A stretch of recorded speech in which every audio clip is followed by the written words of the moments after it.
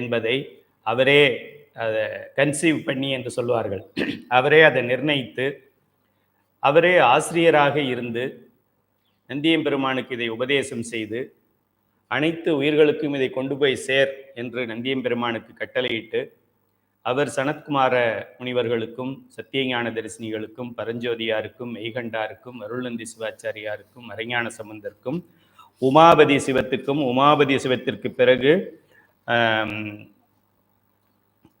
அருண் நமச்சிவாயர் அவர்களுக்கும், அதுக்கப்புறம் சித்தர் சிவபிரகாசருக்கும், அதுக்கப்புறம் ஆதீனத்திலே திருவாவடுதுறை ஆதீன குருமகா சன்னிதானம் முதல் குருமகா சன்னிதானமாகிய நமசிவாய மூர்த்திகளுக்கும், இப்படி கைலாய பரம்பரை சைலாதி பரம்பரை என்ற பரம்பரையாக வந்து இன்று நீங்களும் நானும் இதை பயில்கிறோம் என்றால் சிவபெருமானுக்கும் நமக்கும் நேரடியான ஒரு பரம்பரை உருவாகி இருக்கிறது என்ற அர்த்தம். நமக்கெல்லாம் இதுவரை பரம்பரை என்றால் இந்த உடல் பரம்பரையை சொல்றோம். கைலை துரைசாமி ஐயா உங்க பரம்பரையை பத்தி சொல்லுங்க அப்படின்னா, எங்க பரம்பரையில எங்க அப்பா இருக்காரு அவரு இந்த பரம்பரை, எங்க தாத்தா இருக்காரு அவரு இந்த பரம்பரை, அதுக்கப்புறம் எங்க தாத்தாவோட அப்பா இருக்காரு எங்க பாட்டன் முப்பாட்டன், அவர் பேர் எனக்கு தெரியல, ஆனாலும் அவரு பெரிய வீரன், அப்புறம் அவருக்கு மேல எவனையும் தெரியாது, எனக்கு நாசமா போக வேண்டியது அவ்வளவுதான். ஆனால் இந்த பரம்பரையிலே ஸ்ரீகண்ட பரமசிவன், நந்தியம்பெருமான், சனத்குமாரர், சத்தியஞான தரிசனிகள், கீழே கைலை துரைசாமி, அதுக்கு கீழே மாணவர்கள் அப்படின்னு சொல்லும் பொழுது இதைவிட ஒரு ரெகக்னேஷன், ஒரு மரியாதை நமக்கு இந்த உலகத்திலே என்ன வேண்டும்? இதைவிட ஒரு மிகப்பெரிய ஒரு கிஃப்டையும் ஒரு நெருக்கத்தையும் சிவபெருமான் நமக்கு வேற என்னதை கொடுக்க முடியும்? சிவபெருமானுடைய நேர்கோட்டிலே நாம் இருக்கின்றோம் என்றதை நாம் உணர்ந்து, எத்தனையோ கோடி மக்கள் இந்த தமிழ்நாட்டில் மட்டுமே இருக்கிறார்கள், மற்ற நாடுகளிலே பல கோடி மக்கள் இருக்கிறார்கள். 800 கோடி மக்கள் இருக்கின்ற இந்த நாட்டிலே 8 கோடி மக்களுக்கு கூட தெரியாது, 80 லட்சம் மக்களுக்கு கூட தெரியாத ஒரு ஞானத்தை நீங்களும் நானும் இன்று ஆழமாக சிந்திக்கப் போகின்றோம். இதற்கு பெருமானுக்கு நன்றி கூறி நாம் பாடத்திற்குள் நுழைவோம். இந்த பாடத்தின் தலைப்பு, இந்த அலகு 2 தலைப்பு முப்பொருள் உண்மை. 3 முறை இதை படிக்கவும். முப்பொருள் உண்மை, முப்பொருள் உண்மை, முப்பொருள் உண்மை என்று இதை நான் 3 முறை படிக்க வேண்டும். ஏனென்றால் இந்த பிரபஞ்சத்திலே இந்த உலகம் தோன்றுவதற்கு முன்னரே, இந்த உலகம் அழிந்த பிறகும் இந்த 3 பொருள்களும் இருந்தது, இருக்கிறது, இருக்கும். எவர் பிரசன்ட், எவர் எக்ஸிஸ்டிங். இந்த 3 பொருள்கள் தான் அப்படி இருக்கிறது. மற்ற சமயங்களெல்லாம் என்ன சொல்லுது? 2 பொருள் இருக்குன்னு சொல்லுது. ஒரு சமயம் 1 பொருள் இருக்குன்னு சொல்லுது. ஒரு சமயம் 4 பொருள் இருக்குன்னு சொல்லுது. இது எல்லாத்துலேயும் இருக்கிற குறைகள் எல்லாம் நிவர்த்தி செய்து நம்முடைய சமயம் இதை தெளிவாக 3 பொருள்கள் உள்ளது, இது உண்மை என்று சொல்கிறார். உண்மை மீன்ஸ் இது இருக்கிறது, சத்தியம் என்ற முப்பொருள் உண்மை என்ற பாடத்தை நாம் இன்று படிக்கப் போகின்றோம். சைவ சித்தாந்தம் என்பதை நமசிவாய என்ற 5 எழுத்துக்களை கொண்டு நாம் அறிந்து கொள்ளலாம். இந்த சைவ சித்தாந்த சுடர் பாடத்துல சைவ சித்தாந்தம் படிக்கிறது அப்படின்னா அந்த 14 சாத்திர நூல்கள் சொல்றாங்களே, அதான் சிவஞான போதம், அப்புறம் சிவஞான ஏதோ ஒரு சித்தியார், அத்தையார், அப்புறம் ஒரு திருவருட்பயன், உண்மை விளக்கம், உண்மை நெறி விளக்கம், அப்படியெல்லாம் பல நூல்களில் இருக்கின்ற ஒரு செய்திகளை, முக்கியமான அடிப்படை செய்திகளை நமசிவாய என்கின்ற 5 எழுத்துக்களை கொண்டு நாம் சிறிதளவு விளக்கி இருக்கிறோம். மிகச்சிறிய புத்தகம் இது. இந்த புத்தகத்தை நீங்கள் படிக்கவில்லை என்றால் இது போன்ற புத்தகத்தை படிக்க வேண்டி இருக்கும். தூக்குவதற்கே கனமாக இருக்கிறது. இது போன்ற புத்தகங்களிலே என்ன சொல்லப்பட்டிருக்கிறதோ அதன் சாராம்சத்தை இதில் நாம் சொல்லி இருக்கின்றோம். நமசிவாய என்பது ஒரு மந்திர சொல். மந்திரம்னா என்ன? மேஜிஷியன் அப்படின்னாக்க திடீர்னு ஒரு ரோஸ்ல இருந்து ஒரு பட்டர்ஃப்ளை வரும், அப்படி மந்திரம். இந்த நமசிவாய அப்படிங்கிற ஒரு வார்த்தையை நம்ம சொல்லும் பொழுது அப்படி ஒரு மந்திர சக்தி அதுக்கு உண்டு. அது நடக்காததையும் நடத்தி காண்பிக்கும். பெருமான் என்ன சொல்றாரு? கற்றுணை பூட்டி ஓர் கடலில் பாய்ச்சினும் நற்றுணையாவது நமசிவாயவே. பெருமான கடல்ல கல்லோட சேர்த்து நடுக்கடலில் போட்டிருக்கிறாங்க. நமசிவாய நமசிவாய நமசிவாயன்னு சொன்னாரு. கல் மிதந்து கரைக்கு வந்து கரையேறி விட்டார். இந்த நமசிவாயங்கிற ஒரு வார்த்தைக்கு எவ்வளவு ஒரு பெரிய சிறப்பு பாருங்க, எவ்வளவு ஒரு பவர் பாருங்க. அதே அப்பர் பெருமான் சொல்றாரு, விண்ணுற அடுக்கிய விறகின் வெவ்வளல் உண்ணிய புகிலவை ஒன்றும் இல்லையா, பண்ணிய உலகினில் பயின்ற பாவத்தை நன்னி நின்று அறுப்பது நமச்சிவாயவே.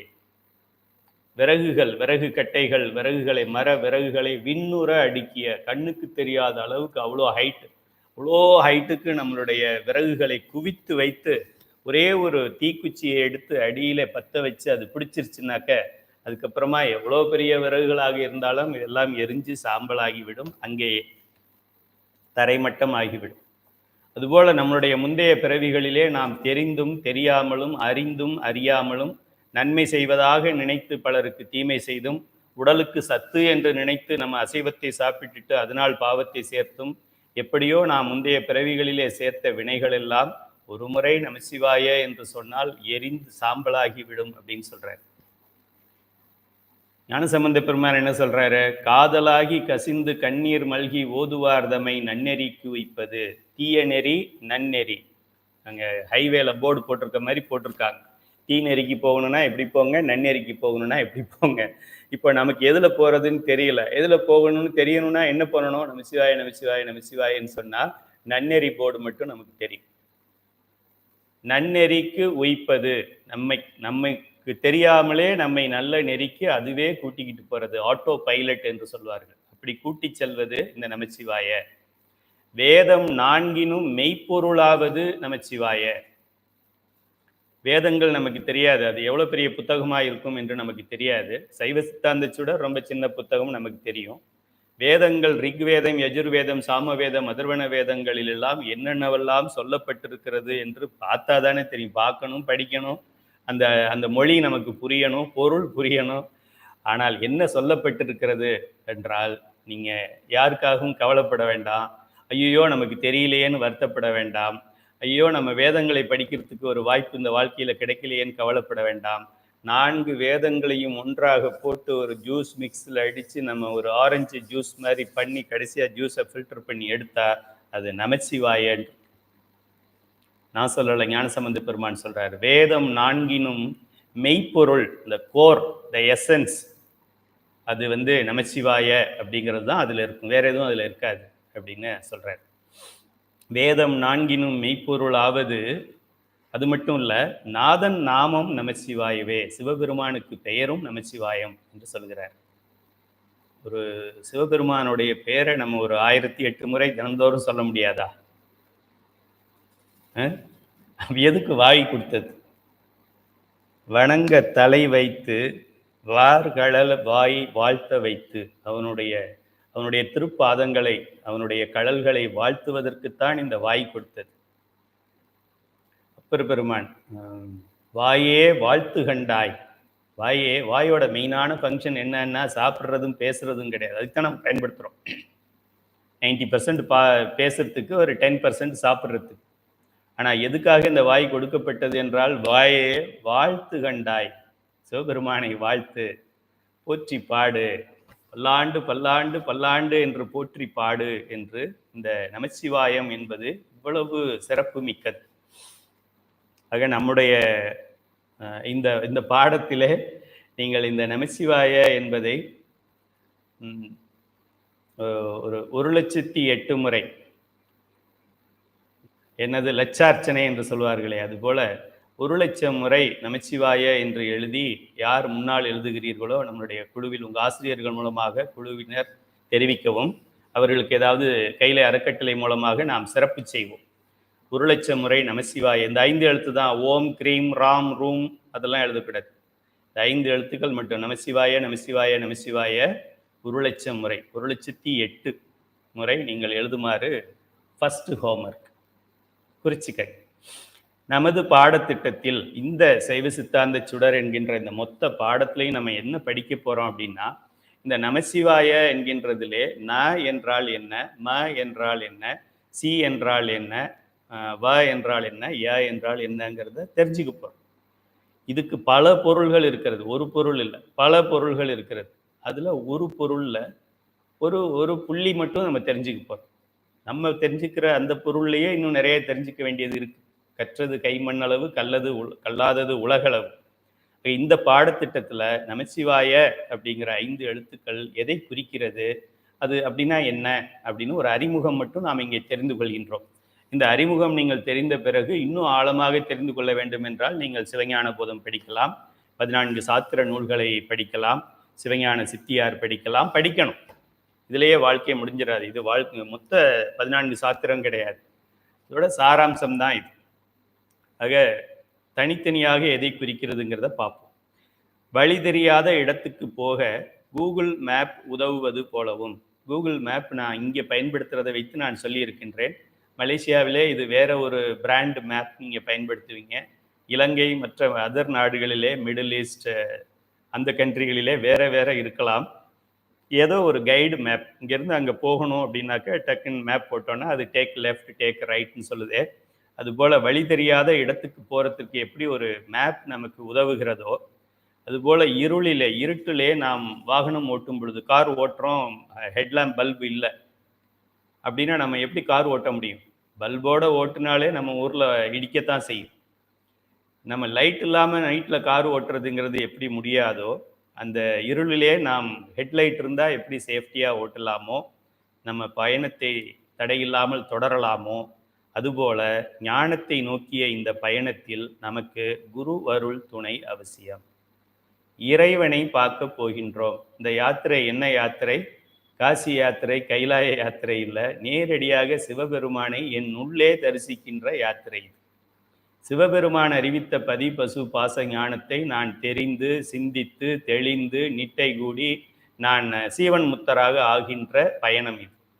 இந்த பயணத்திலே வழிகாட்டுதல் இல்லாமல் எப்படி போக முடியுமா? ஒரு கோவிலுக்கு தரிசனத்துக்கு போனால் கூட அங்கே யாராவது ஒரு கைடு இருந்தால் தான் அவங்க சொல்கிறாங்க. நீங்கள் திருப்பெருந்துறை ஆலயத்திற்கு போனீர்கள் என்றால் அங்கே என்னென்னவெல்லாம் பார்க்கணும், என்னென்னவெல்லாம் சிறப்புன்னு சொல்லி ஒரு 21 ஐட்டம் லிஸ்ட் இருக்குது. அது அந்த கைடு இருந்தால் தான் காமிக்க முடியும். டெம்பிள் உள்ளே நிற்கிறீங்க, டெம்பிளில் போர்டு போட்டிருக்காங்க, இது எங்கே இருக்குன்னு பார்க்குறதுக்கு ஒரு கைடு வேணும் அப்படின்னா சிவபெருமான் இங்கே இருக்கிறான்னு காமிக்கிறதுக்கு கைடு இல்லாமல் எப்படி பார்க்குறது?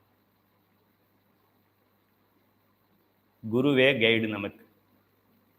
அப்படி ஞானத்தை நோக்கிய இந்த பயணத்தில் குருவருள் துணை அவசியம் என்பதால் குருவருளை நாம் மா மே மோ அதை குறித்து கொள்ளவும். இந்த பாடம் ஆரம்பத்திலும் மாமே மோவில் தொடங்குகிறது, கடைசியிலும் மாமே மோவில் முடிய போகிறது. மனம் மெய் மொழிகளால் வணங்குவோம். மனதால் வணங்குவோம், மொழியால் வணங்குவோம், செயலால் வணங்குவோம். மனம் மெய் மொழி. நான் மா மே மோ என்று ஆர்டர் மாற்றியிருக்கிறேன். சில நூல்களில் இதுக்கு வடமொழி பெயர்கள் கொடுத்திருப்பார்கள், சில இடங்களிலே மனம் மொழி மெய்ன்னு கொடுத்துருப்பாங்க. எதுவாக இருந்தாலும் சரிதான், மனம் மொழி மெய் என்றே சொல்லலாம். ஏன்னா மனதில் நினைத்து வாயில் பேசி செயலில் செய்கின்றோம். நமக்கு சொல்றதுக்கு ஈஸியாக இருக்கிறதுனால மனம் மெய் மொழி என்று நாம் கொடுத்திருக்கின்றோம். இதற்கு முந்தைய பாடத்தில், அதாவது அலகு 1ல், நம்ம அலகு 2ல் இருக்கோம், உள்ள குருமார்களை மனம் மெய் மொழிகளால் வணங்கி நாம் இப்போது நமச்சிவாயத்திற்குள் நுழைய போகின்றோம். இந்த பிரபஞ்சத்திலே ஒருவேளை இந்த உலகமெல்லாம் அழிந்து இன்னொரு உலகம் வந்தாலும் இந்த 5 எழுத்தை தவிர வேற ஒரு உலகத்தை சிவபெருமானாலும் படைக்க முடியாது.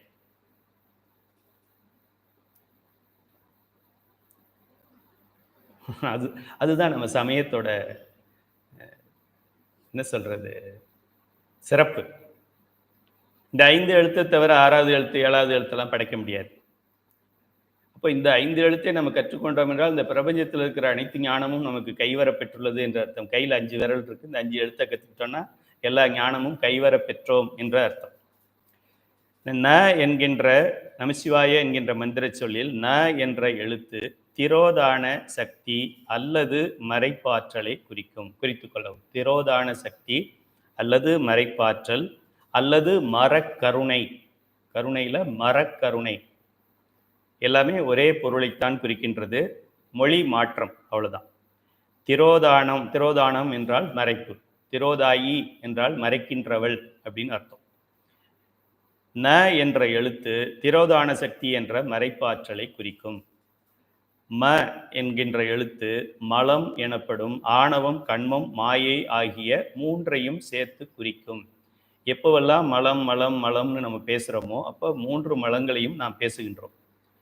குறிப்பாக ஒரு மலத்தை பற்றி பேசினால் நாம் அந்த மலத்தின் பெயரை சொல்லி பேசுவோம். ஆணவ மலம், கண்ம மலம், மாயா மலம்னு அது தனித்தனியாக குறிப்பிடுவோம். பொதுவாக மலம் என்று சொல்லுகின்ற இடத்திலெல்லாம் மூன்றையும் சேர்த்து. ஆனால் இந்த மூன்றிலுமே இந்த ஆணவ மலம்ங்கிறது ஒரு 80% அதுதான் இருக்கு. அதனால சில நேரங்களில் மலம்னாலே ஆணவ மலம் தான் அப்படின்ற மாதிரியும் எடுத்துக்கொள்வோம். பொதுவாக நீங்கள் புரிந்து கொள்ள வேண்டும், மலத்திலே 3 மலம் இருக்கிறது என்பதை தெரிந்து கொள்ளவும். சி என்ற எழுத்து சிவம் என்ற சிவபெருமானை குறிக்கின்றது. சீனா சிவம், மன்னா மலம். இது என்ன கடினமான பாடமா அது? வ என்கின்ற எழுத்து சின்ன வ போட்டாலும் பெரிய வ போட்டாலும் இந்த நிலையில ரெண்டும் ஒரு பொருளைத்தான் குறிக்கிறது.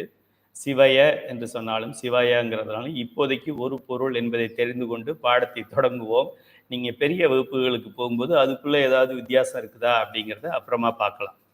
வ அல்லது வா என்பது அருள் சக்தியை குறிக்கும். மேலே உள்ளதும் சக்தி தான் பார்த்தோம். நங்கிறதும் சக்தி, இதுவும் சக்தி. சக்தினா பார்வதி. என்ன வித்தியாசம்? அது மறைக்கின்ற சக்தி, இது அருளுகின்ற சக்தி. அவள் திரோதானம் அது வாயில நுழையலைன்னா விட்டுருங்க. பல பேர் நேர்முக தேர்வில் திறத்தனா சக்தி அப்படியெல்லாம் சொல்கிறாங்க. அது பாவம், அந்த அம்மா காதில் கேட்டால் வருத்தப்படுவாங்க. அதனால மறைப்பு ஆற்றல்னு சொல்லி பழகுங்க. நிறைய பேர் தவறாக சொல்கிறாங்க. திரோதான சக்தி என்று சரியாக சொல்கிறது ஒரு 50% மாணவர்கள் தான். மீதி எல்லாரும் தவறாக சொல்கிறாங்க, தவறாக உச்சரிக்கிறாங்க. ய என்ற எழுத்து உயிர்களாகிய ஆன்மாக்களை குறிக்கின்றது. உயிர்கள் என்று சொன்ன சைவ சித்தாந்தத்திலே உயிர்கள்னு சொன்னாலும் ஆன்மாக்கள்னாலும் ஒன்றுதான். உயிர்கள்னு மட்டும் சொன்னால் அப்போ ஆன்மாவுக்கு என்ன பேருன்னு தேடுறதுனால உயிர்களாகிய ஆன்மா என்று குறித்திருக்கிறோம். இந்த 5 எழுத்துக்களும் நைட்டு தூக்கத்தில் எழுப்பி நிமிஷம் என்ன என்ன அப்படின்னா நான் மறைப்பு சக்தி, மானாக்க மலம், சீனா சிவம், வானாக்க அருள் சக்தி, யானாக்க உயிர் அப்படின்னு சொல்லணும், சொல்லி பழகணும். இல்லைன்னா வெளியில் போய் நான் சைவ சித்தாந்தச்சோடர் பட்டம் வாங்கியிருக்கிறேன், நமச்சிவாயத்தை பற்றி எனக்கு தெரியும், நமச்சிவாயன்னா என்ன சொல்கிறாங்க சொல்லுங்க பார்க்கலாம். இந்த நானா அருள் சக்தி, அருளும் அருள், வானா சக்தியின் சக்தி அப்படி சொன்னாக்க உங்களுக்கு மட்டும் அசிங்கம் இல்லை, இந்த அறக்கட்டளைக்கும் அசிங்கம். உனக்கு எவன் சொல்லி கொடுத்தான்னு கேட்பாங்க. அந்த மாதிரி நேரத்தில் என் பேரை பயன்படுத்திடாதீங்க. ய என்ற எழுத்து உயிர்களாகிய ஆன்மாக்களை குறிக்கின்றது. இந்த 5 எழுத்துக்களில் முதல் எழுத்தாகிய நவும் 4ஆம் எழுத்தாகிய வாவும் முறையே சக்தி என்று சொல்லக்கூடிய நம்மளுடைய தாய் பார்வதியின் மறைப்பு ஆற்றலையும் அருள் ஆற்றலையும் குறிக்கிறது. நன்னா மறைப்பாற்றல், வான்னா அருளாற்றல். இது இரண்டையும் பற்றி விரிவாக அழகு 15 தெரிந்து கொள்வோம். கொஞ்சம் தள்ளி போடுறோம். அழகு 2ல் இருக்கும், அழகு 15 கடைசி அழகு, அதோட பாடம் முடியுது. அங்கே தான் இந்த 2 பேரும் என்ன வேலை செய்கிறாங்கன்றதை அங்கே போய் நம்ம பார்த்துட்டு போகிறோம். முதலில் மற்ற 3 எழுத்துக்களான சி என்றால் சிவம், ய என்றால் உயிர், ம என்ற மலம் பற்றி தெளிவாக தெரிந்து கொள்வோம். அது 2ஐயும் லாஸ்ட்ல பார்த்துக்குவோம். இவை முறையே இறைவன், உயிர்கள், மலங்கள் என்பதாகும். சி என்பது சிவம், இறைவனை குறிக்கிறது. சி என்பது சிங்குலர், நல்லா ஞாபகம் வச்சுங்க. சின்னா சிங்குலர், சிங்குலர் மீன்ஸ் ஒன். சிவன்கள் அப்படின்னு சொல்லக்கூடாது, ஏகப்பட்ட சிவனா இருக்காங்க, ஒரே ஒரு சிவன் தான். பதி என்பது ஒன்று. பசு என்பது உயிர்கள், உயிர்களை குறிக்கிறது, ப்ளூரல். நிறைய உயிர்கள் இருக்கு, உயிர்கள் எண்ணற்றவை. எத்தனை என்று பிரம்மாவுக்கும் தெரியாது, திருமாலுக்கும் தெரியாது. ஏன்னா அவங்களும் ஒரு உயிர் தான். அவங்க அதுக்குள்ள ஒரு உயிரா இருந்துக்கிட்டு மொத்த உயிரை எப்படி பார்க்க முடியும்? ஜெயிலில் ஒரு ஜெயிலில் அடைச்சி போட்டிருக்கிறவன் ஜெயில் ஃபுல்லாக எத்தனை பேர் இருக்காங்கன்னு அவனுக்கு என்ன தெரியும்? அதுபோல திருமாலுக்கும் தெரியாது, பிரம்மாவுக்கும் தெரியாது, பெருமானாகிய சிவபெருமானுக்கு மட்டுமே தெரிந்த உண்மை இது. உயிர்கள் எண்ணற்றவை, அதை பசு என்று நாம் சொல்லுகின்றோம். ம என்று சொல்லுவது மலம் அல்லது மலங்களாகிய 3. இதை பாசம் என்றும் சொல்வார்கள். சி ய ம என்பதை பதி பசு பாசம் என்று சொல்கின்றோம். அது பதி பசு பாசம் ஈஸியாக இருக்குன்னா அதை ஞாபகம் வைத்துக் கொள்ளலாம்.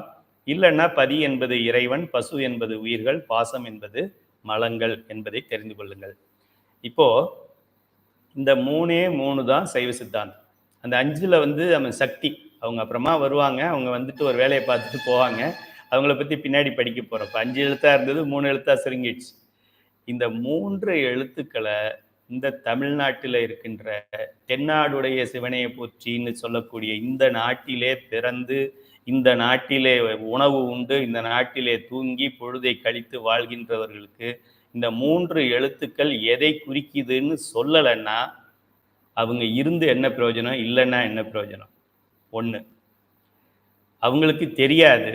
உங்களுக்கும் எனக்கும் இப்போ தெரிஞ்சிருச்சு. தெரிஞ்சவங்க தெரியாதவங்களுக்கு சொல்லலை அப்படின்னா தெரிஞ்சவங்க தெரிஞ்சிருந்து என்ன பிரயோஜனம்? ஆக நம்மெல்லாம் என்ன பண்ணணும், பெரிய கேம்பெயின் சொல்லுவாங்க. எங்கே போனாலும் இங்கே வாங்க, சீனா சிவம், மன்னா மலம், ஏன்னா உயிர், போயிட்டு வாங்க, இங்கே வாங்க, சீனா சிவம்.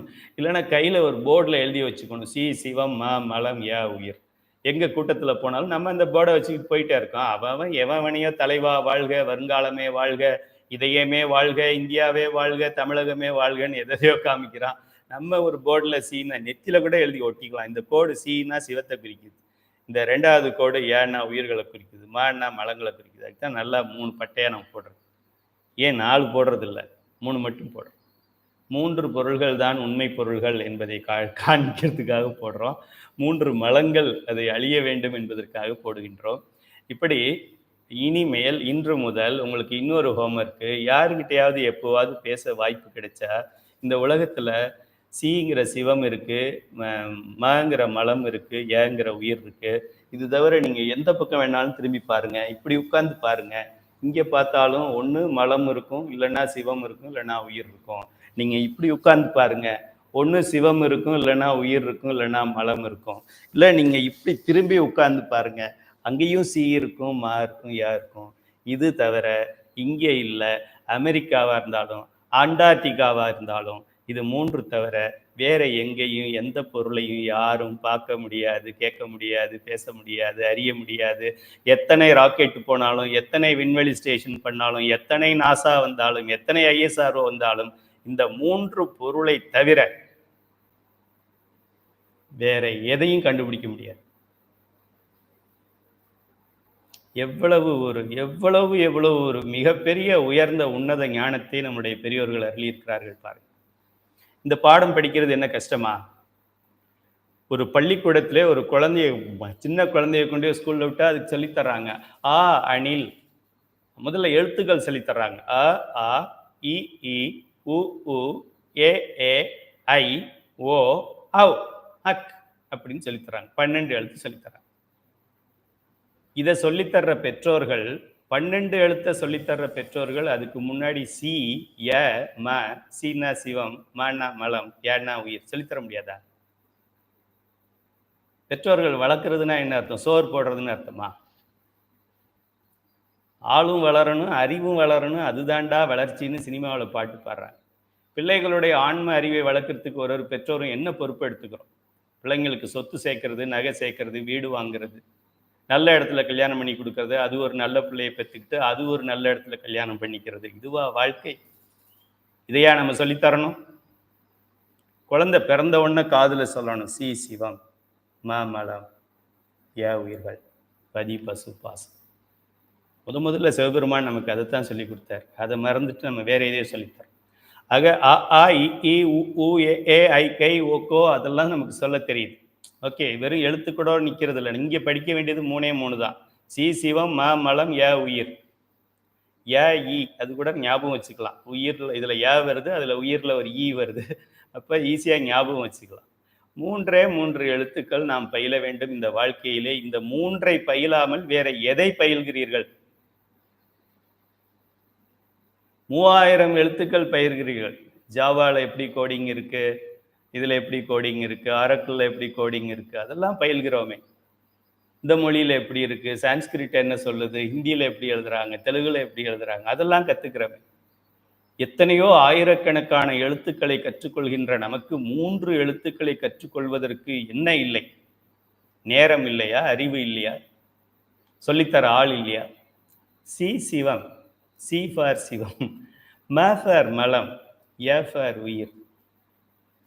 ஆக இப்போ இக்கு மட்டும் இல்ல, அணில், ஆடு, இலை, ஈ உரல், ஊசல், ஏணி இதெல்லாம் படிக்கிறோம்.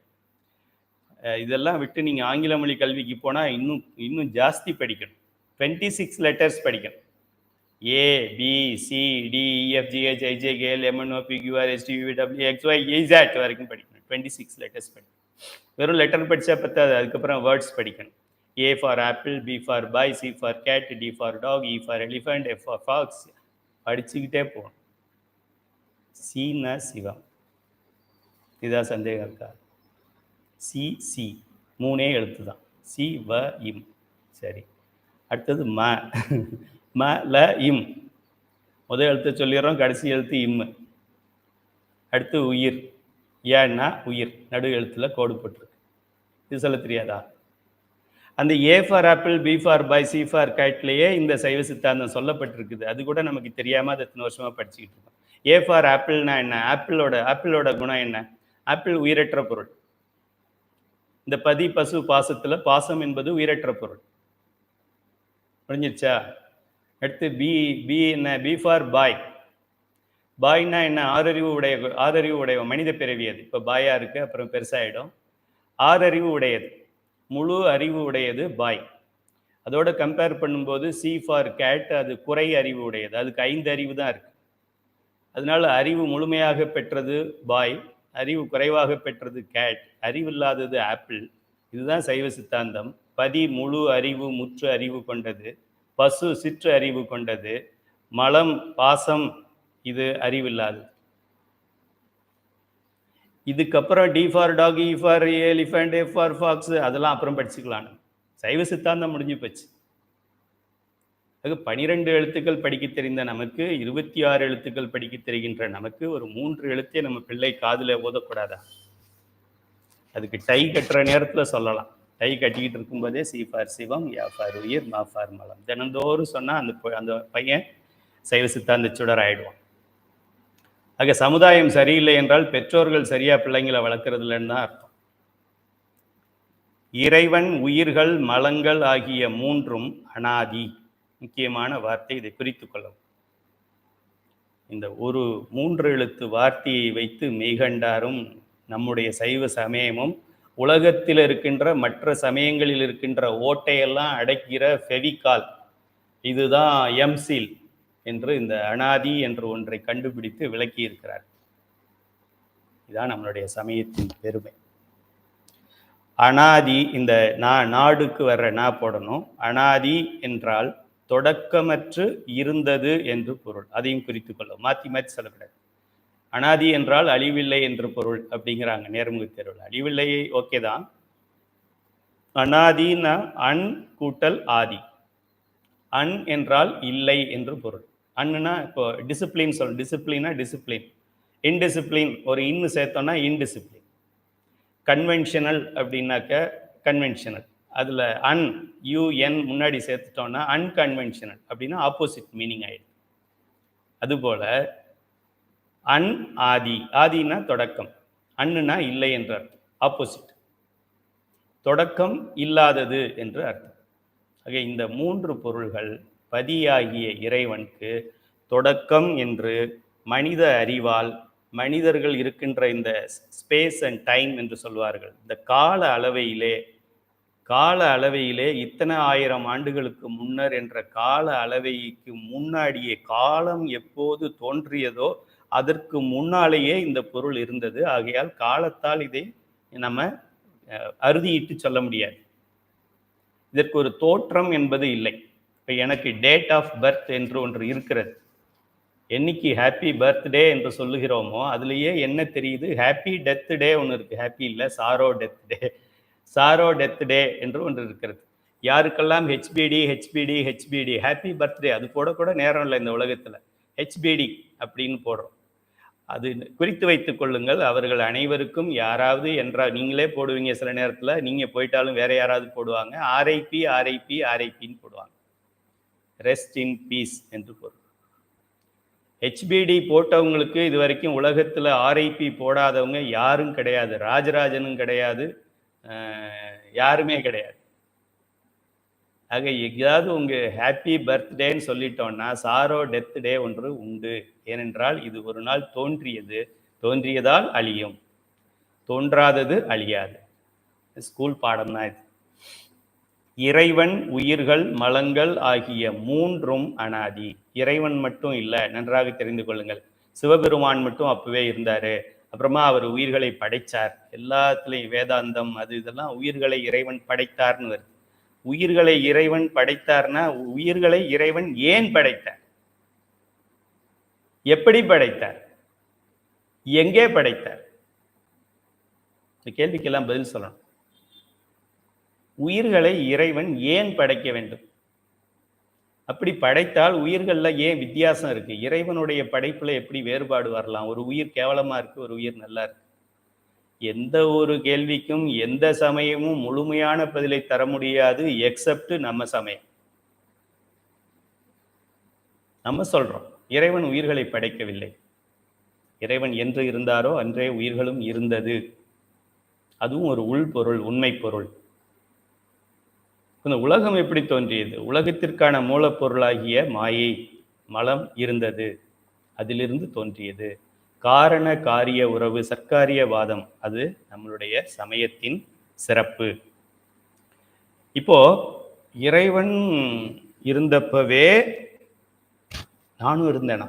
நானும் மீன்ஸ் இந்த உடம்பு இல்லை, கையிலே துரைசாமி கிடையாது, எனக்குள்ள ஓடிக்கிட்டு இருக்கிற உயிர், இதுவும் இருந்ததா அப்படின்னா ஆமா இருந்தது. இப்போ இந்த ஆணவங்கிறதும் இருந்ததா? ஆமா இருந்தது. அது எப்படி இருந்தது? அது அப்படித்தான் இருந்தது. அப்ப சிவபெருமானும் நானும் ஒன்னா? இல்ல. இருந்தது, ஓகே. அவரு நீ ஆயிட முடியாது. என்னன்றதை பாருங்க. அந்த மூன்று பொருள்களும் வேறு வேறு குணாதிசயங்கள் கொண்டவை. ஆகையால் ஒன்றிலிருந்து இன்னொன்று தோன்றவில்லை. மற்றவர்கள் சொல்றாங்கல்ல, இறைவனிடமிருந்து உயிர்கள் தோன்றியது, உயிர்களிடமிருந்து இந்த உலகம் தோன்றியது. எப்படி தோன்றும்?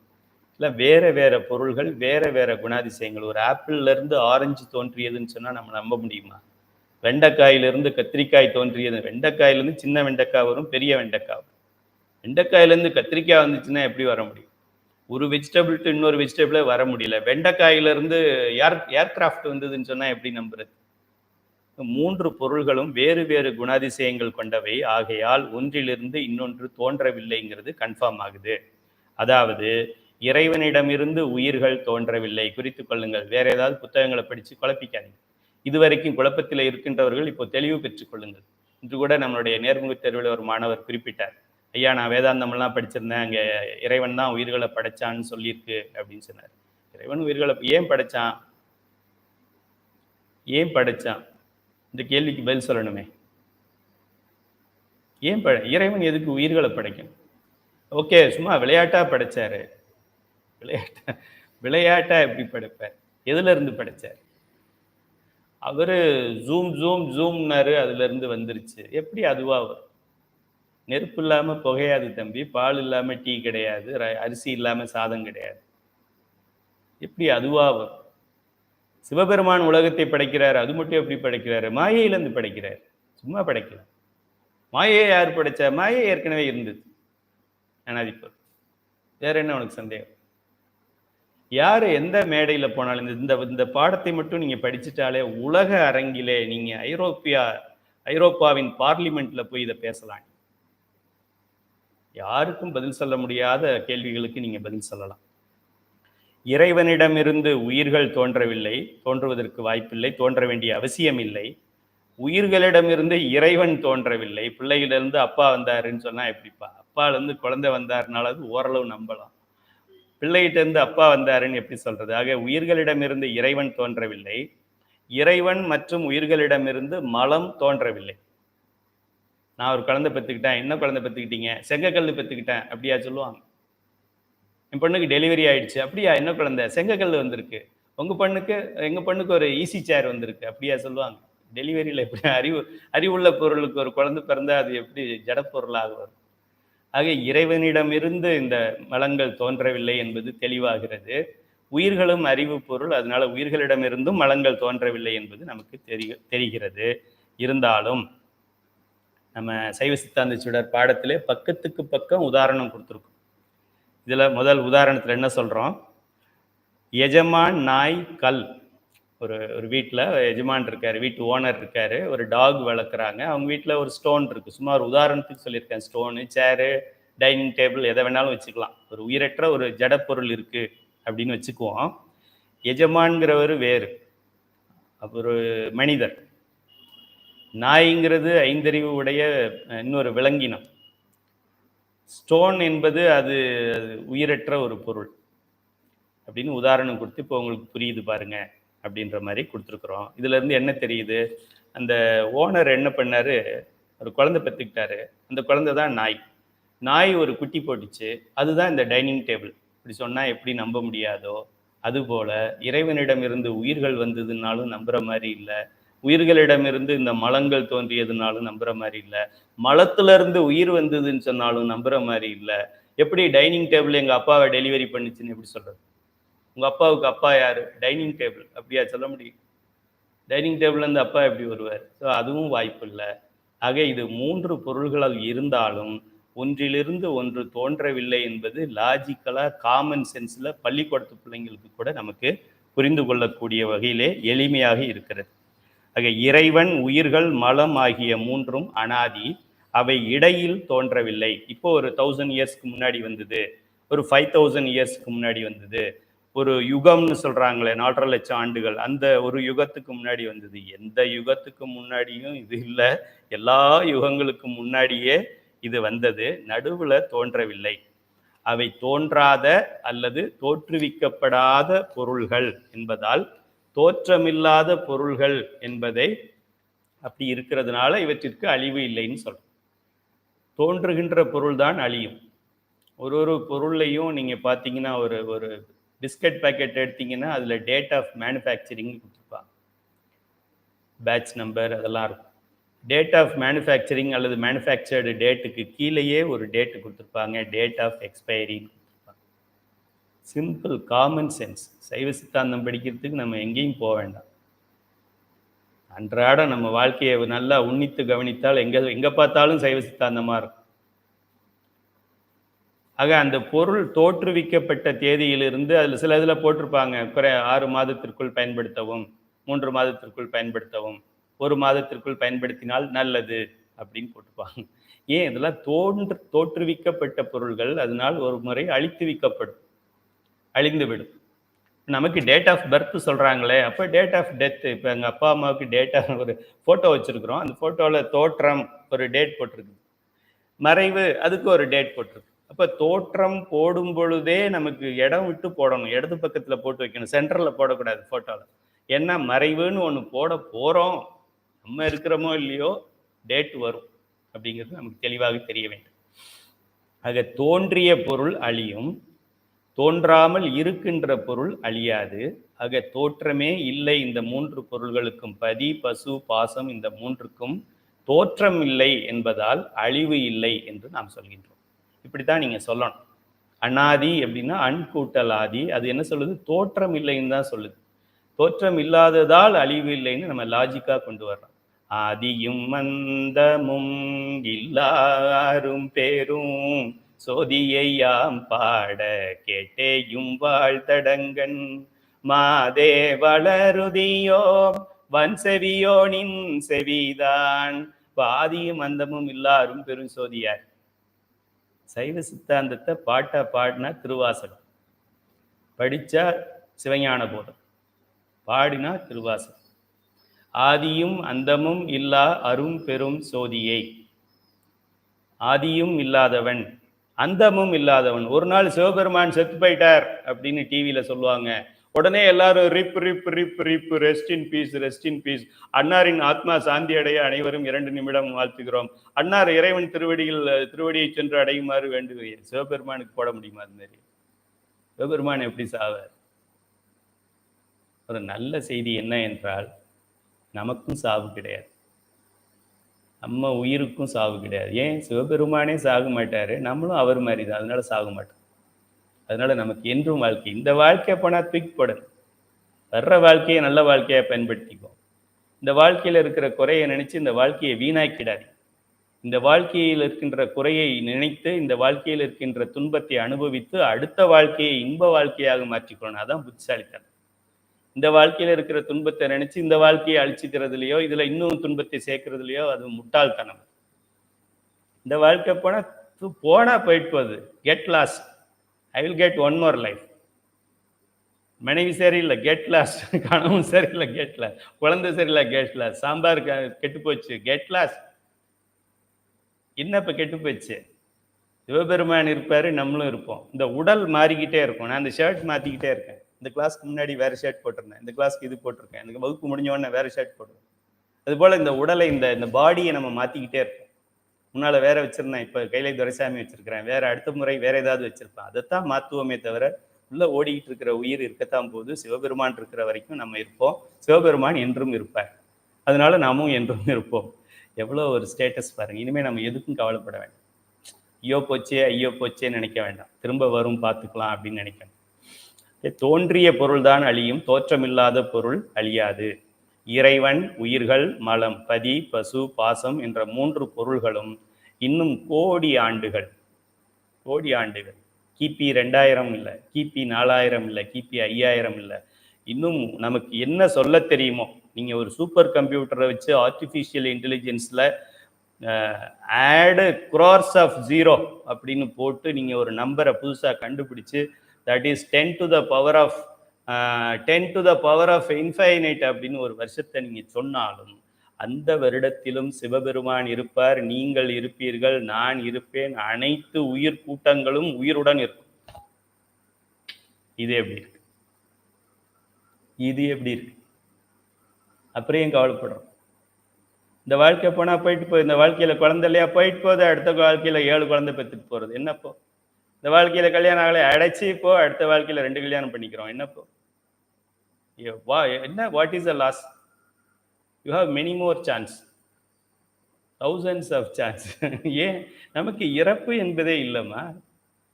ஏதாவது ஒரு வகையில பிறந்துக்கிட்டு தான் இருக்க போறோம். இல்லைன்னா பெருமானுடைய திருவடியில் இருக்கணும். இது 2 சாய்ஸ் நமக்கு இருக்கு. அதனால இந்த பிறவியில் ஏதாவது குறை இருந்தால் ஐயோ போச்சேன்னு நினைக்காதீங்க. அடைச்சி போச்சு, அடுத்த தடவை பார்த்துக்கலாம். அடுத்த தடவை நல்லா இருக்கிறத பார்க்கறதுக்கு இப்போ ஏதாவது செய்யணும். இப்போ சும்மா உட்கார்ந்து இருந்துட்டு புலம்பிக்கிட்டு அடுத்த தடவையும் இதே மாதிரி ஒன்று, இப்போ பையனுக்கு கல்யாணம் ஆகலை, அடுத்த பிறவியில் பொண்ணுக்கு கல்யாணம் ஆகலைன்றோம். அவ்வினைக்கு இவ்வினையாம் என்று சொல்லும் அகுதறிவீர் உய்வினை நாடாதிருப்பதும் உந்தமக்கு ஊனமன்றே. உன்னால நான் செய்த பாவங்களால் தான் இப்ப நான் துன்பப்படுறேன்னு தெரியுது இல்ல, அந்த வினைதான் எல்லாம் தெரியுது. தெரியாம இருந்தப்ப பரவாயில்ல, இப்ப தெரிஞ்சு இப்ப இனிமே இது போல துன்பம் வராம இருக்கணும், புலால் மிருகங்களை கொல்லக்கூடாது, மிருகங்களை உண்ணக்கூடாதுங்கிற ஒரு அறிவு இல்லாம இருக்கிறீங்களே, எப்படி நீங்க பிழைப்பீங்கன்னு ஞானசம்பந்த பெருமான் கேட்கிறார். கைவினை செய்து உழவார பணி செய்யுங்க, கோயிலில் பணி செய்யுங்க, பூ கோருங்க, தோட்டம் அமைங்க, அடியார்களுக்கு தொண்டு செய்யுங்க, அடியார்களுடைய துணியை துவைச்சு கொடுங்க, அவங்கள வண்டியில் கூட்டு போய் ட்ராப் பண்ணுங்க, அவங்களுக்கு ஒரு பிஸ்கட் வாங்கி கொடுங்க. கைவினை செய்து எம்பிரான் கழல் போற்றுதும் நாம் அடியோம், செய்வினை வந்தமை தீண்ட பெறா திருநீலகண்டம். இப்படியெல்லாம் நமக்கு சொல்லி கொடுத்துருக்காங்க பாருங்க. நமச்சிவாயத்தை சொல்லுங்கிறதுக்கு 21 பாடல் எழுதியிருக்கிறாங்க. முன்னால் நாம் செய்த தீவினைகள் இன்று துன்பமாக வருகிறது, இனிமே வருங்காலத்தில் துன்பம் வர வேண்டாம் என்றால் நல்வினையாக செய்யுங்கள்னு சொல்றதுக்கு 500 பாடல் எழுதியிருக்கிறாங்க. வேற என்ன வேணும் நமக்கு?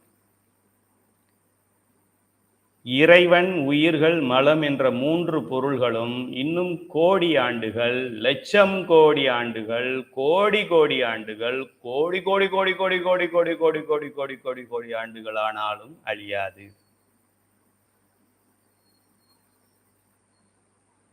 ஒன்று பிறந்துக்கிட்டே இருப்போம், இல்லைன்னா பெருமான் திருவடியில் இருப்போம். இது வேணுமா அது வேணுமாங்கிறது நம்ம சாய்ஸ்.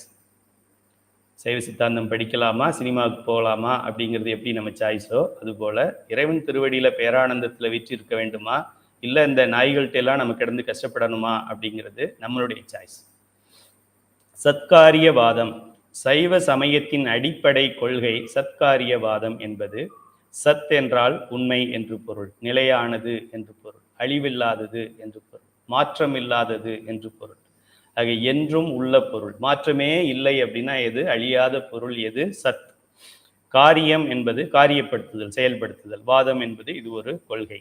என்றும் உள்ள பொருள்களை பற்றி இது சொல்கிறது. உள்ள பொருள் உள்ள பொருள், இல்லாத பொருள் இல்லாத பொருள். இது ஸ்கூல்ல பிள்ளைங்களுக்கு கூட ரொம்ப ஈஸியா சொல்லிடுவாங்க. ஆனா சைவ சித்தாந்த தங்கம், சைவ சித்தாந்த வெள்ளி வாங்கின மாணவர்களுக்கு இன்னும் புரிகிறது. இல்லது தோன்றாது உள்ளது அழியாதுன்னா சொல்லுங்க பார்க்கலாம் அப்படின்னா அப்படியே யோசிக்கிறாங்க. சரி, ஒரு பொருள் எங்கிருந்து வந்தது என்ற கேள்விக்கான விடை காணும் தத்துவ விளக்கம்தான் காரண காரிய வாதம். அண்டர்லைன் பண்ணிக்கங்க. காரண காரியம். காரணம் என்றால் ஆங்கிலத்திலே காஸ் என்று சொல்வார். காரியம் என்றால் அதோட எஃபெக்ட். இப்போ நம்ம பார்க்கறது, கேட்கறது, உணர்றது, சுவைக்கிறது எல்லாமே எஃபெக்ட். ஒரு ஸ்டேஜில் ஒரு ஃபோட்டோவை எடுத்தோன்னா அந்த ஃபோட்டோ எடுத்தப்ப என்ன இருந்தது அதுதானே தெரியுது. அதுபோல் இப்போ நம்ம பார்க்குறதெல்லாம் காரியங்கள். இப்போ இந்த காரியங்களுக்கெல்லாம் ஏதாவது ஒரு காரணம் இருக்கணும். இது ஒன்றும் பெரிய சயின்ஸ் கிடையாது. எங்கள் கிராமத்தில் சொல்லுவாங்க, நெருப்பு இல்லாமல் புகையாதும்பாங்க. நெருப்பு இல்லாமல் புகையாது. எங்கேயாவது ஒரு இடத்துல நெருப்பு இருந்ததுன்னா அதுதான் புகை வரும் அப்படின்னு அர்த்தம். புகை வந்தால் நெருப்பு இருக்கிறது என்று அர்த்தம். இன்று ஒரு காரியம் நடக்கிறது என்றால் இதற்கு ஒரு காரணம் இருக்கிறது என்று பொருள். சைவ சித்தாந்த சுடர் 2000 பேர் படிக்கிறார்கள் என்றால் அதற்கு ஒரு காரணம் இருக்கிறது என்று பொருள். சைவ சித்தாந்த சுடர் பேட்ச் 7இல் 5000 பேர் படிக்கப் போகிறார்கள் என்றால் அதற்கு ஒரு காரணம் இருக்கிறது கண்ணா. காரணம் இல்லாம எதுவும் இல்லை. காரணமில்லாத காரியமில்லை. காரியம் எந்த ஒரு காரியத்திற்கும் ஒரு காரணம் உண்டு. எளிமையானது தான், அவ்வளோ ஈஸியாக புரியாதது எல்லாருக்கும். ஒவ்வொரு காரியத்திற்கும் ஒரு காரணம் இருந்தாக வேண்டும். இப்போ மற்ற சமயங்களில் சொல்கிறாங்க இறைவன் உயிரை படைச்சார். இறைவன் அதான் நான் கேட்டேன், இறைவன் உயிரை படைக்கிறதுக்கு என்ன காரணம்? என்ன காரணம்? அவர் உயிர்கள்லாம் நல்லா இருக்கணும்னு படைச்சார். உயிர்களெல்லாம் நல்லா இருக்கணும்னா அப்போ முன்னாடி கெட்டு போயிருந்ததா? எந்த கேள்விக்கும் எந்த சமயத்திலையும் முழு பதில் கொடுக்க முடியாது. நம்ம சமயத்தில் எல்லா கேள்விக்கும் முழு முழு முழு முழு அழகு அழகு அழகான பதில் கொடுக்கலாம்.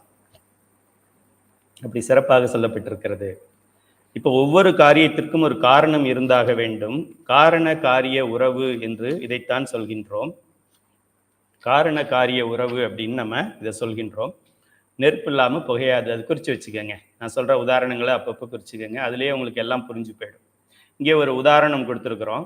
மண் என்பது ஒரு காரணம், பானை என்பது ஒரு காரியம். இப்போ நம்ம பானை மண் குடம் பார்க்குறோம். அது சம்மர் டைமில் நிறைய பயன்படுத்துவாங்க, பொங்கலுக்கு பயன்படுத்துவாங்க.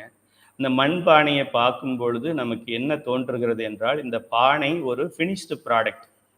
பானை ஒரு பொருள். இப்போ இந்த மாதிரி ஒன்று இருக்குது என்றால் இதற்கு ஒரு காரணம் இருந்தாக வேண்டும். இது எதிலிருந்து தோன்றியது அப்படின்னு நம்ம பதில் தேடணும். சைவ சமயத்தில் தேட வேண்டும். எல்லாரும் முட்டாளா இருக்கக்கூடாது. இந்த ஒரு சமயம்தான் அறிவாளிகளை ஊக்குவிக்கின்ற சமயம். இந்த ஒரு சமயம்தான் பகுத்தறிவாளன்களை உருவாக்குகின்ற சமயம். கடவுளை உணர்கின்ற பகுத்தறிவாளன். கடவுள் இல்லைன்னு சொல்றவன் பகுத்தறிவாளன் இல்லை. கடவுளை இல்லை என்று சொல்லுகிறவன் அறிவு இல்லான். கடவுளை இல்லைன்னு அவன் சொன்னா சொல்லிட்டு போறான், பாவம், யூஸ்லெஸ் ஃபெலோ. அவனுக்கு உயிர் இருக்கான்னு கேளுங்க. எவன் கடவுள் இல்லைன்னு சொல்றானோ இங்கே வா தம்பி, உனக்கு உயிர் இருக்கா ஃபர்ஸ்ட் சொல்லுங்க. உயிர் இருக்குன்னா நீங்க அவனை கேள்வி கேளுங்க, எனக்கு காமி சொல்லுங்க. அதெல்லாம் அது எப்படி காமிக்க முடியும்? அது வெரி சப்டில் திங். அடைச்சு உன் உயிரே உனக்கு தெரியலைன்னா உயிருக்கு உயிராக இருக்கின்ற சிவபெருமான் என்னடா தெரியும்? முன்னாடி இருக்கிற யானையே தெரியலைனாக்கா அதுக்கு பின்னாடி இருக்கிறது உனக்கு எப்படி தெரியும்? சைலண்ட். இன்னொரு முறை இது மாதிரி பேசுறேன்னா நாக்கு அறுத்துருவேன்னு சொல்லி அனுப்பு. எதை பகுத்தறிகிறது? இல்லை இல்லை இல்லை இல்லை இல்லை இல்லை இல்லை இல்லவே இல்லை. இதுக்கு பேர் பகுத்தறிவா? உண்டு உண்டு உண்டு. பதி என்று ஒன்று உண்டு, பசு என்று ஒன்று உண்டு, பாசம் என்று ஒன்று உண்டு. பதி 1, பசுக்கள் எண்ணற்றவை, பாசம் 3, ஆணவம், கண்மம், மாயை. இதாண்டா பகுத்தறிவு. ஒன்றும் இல்லை. இது பேர் பகுத்தறிவா? உனக்கும் ஒன்றும் இல்லை என்று பொருள்.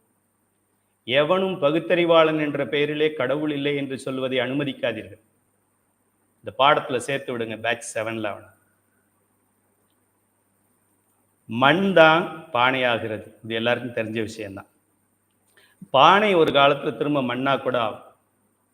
பானையை நல்லா க்ரஷ் பண்ணோன்னா என்ன ஆகும்? திரும்ப மண்ணாயிடும்.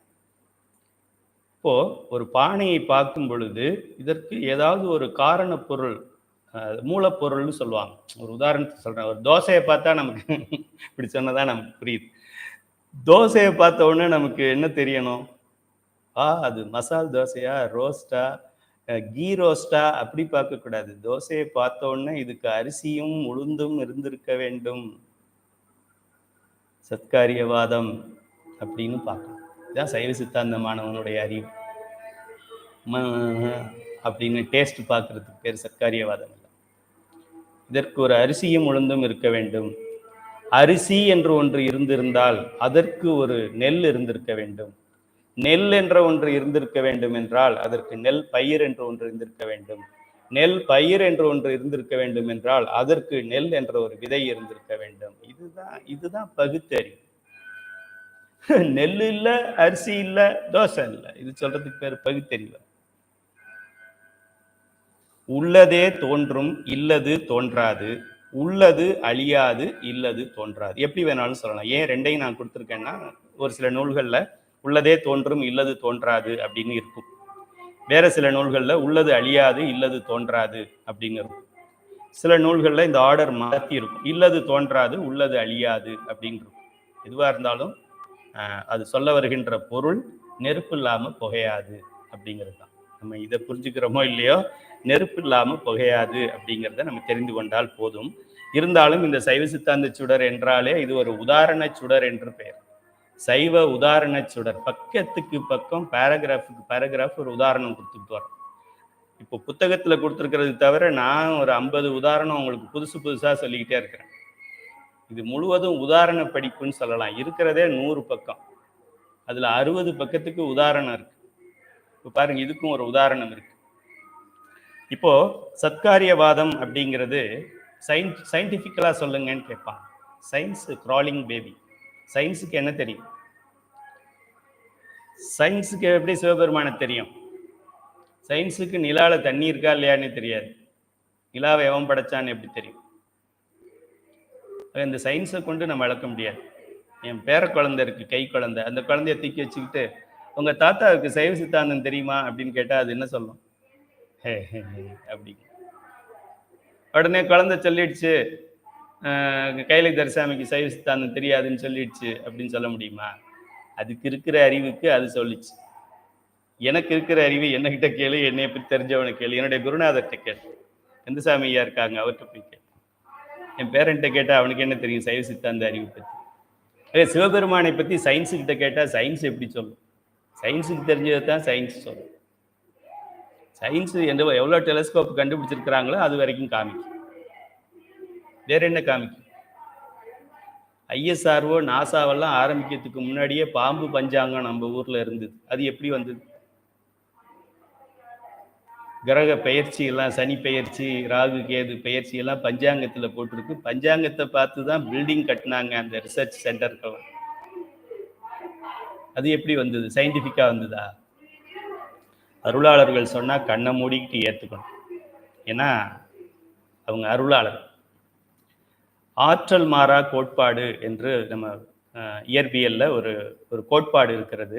லா ஆஃப் கன்சர்வேஷன் ஆஃப் எனர்ஜி அப்படி சொல்லுவாங்க. சத்காரியவாதம் சைவ சித்தாந்தத்தில் இருக்குன்னு சொன்னா பாதி பேர் நம்ப மாட்டான். பிசிக்ஸ்ல law of conservation of energy, yes yes yes சொல்லுங்க அப்படி சொல்லுவாங்க.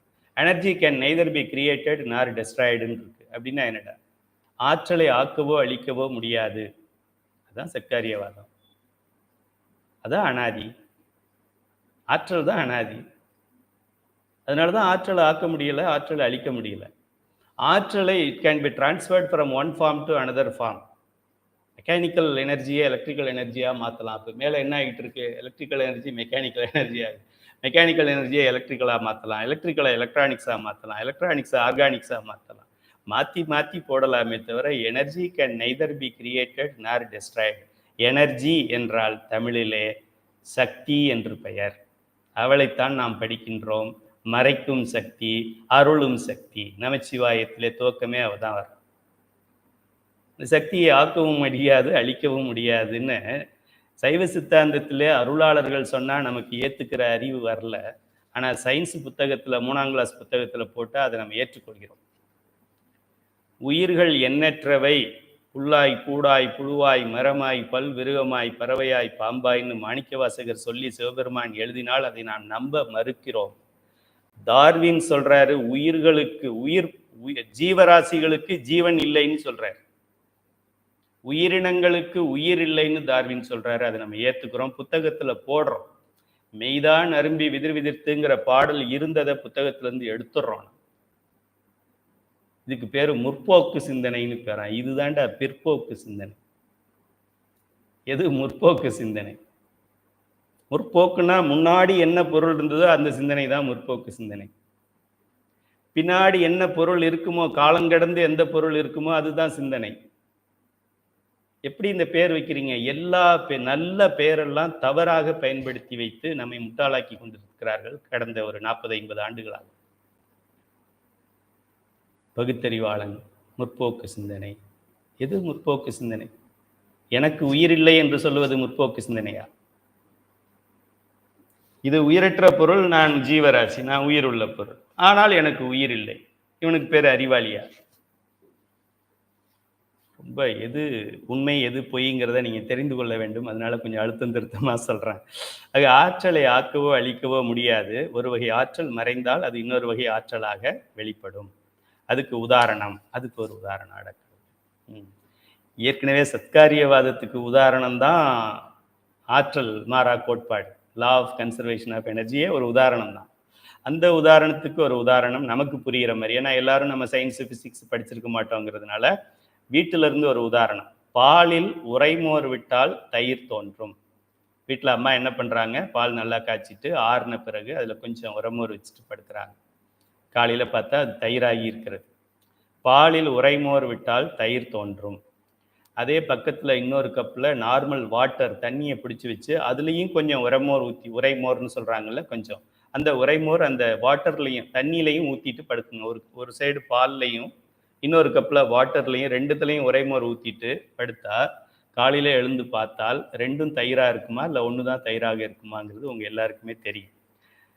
எப்படி ஒன்றுலேருந்து தயிர் வந்தது, ஒன்றுலேருந்து தயிர் வரல? பாலுக்குள்ள தயிர் வருவதற்கான எசன்ஸ் உள்ள இருக்கு. அதனால இந்த உரைமோரை விட்ட உடனே அது ஒரு கேட்டலிஸ்ட் மாதிரி வேலை செஞ்சு அது தயிராச்சு.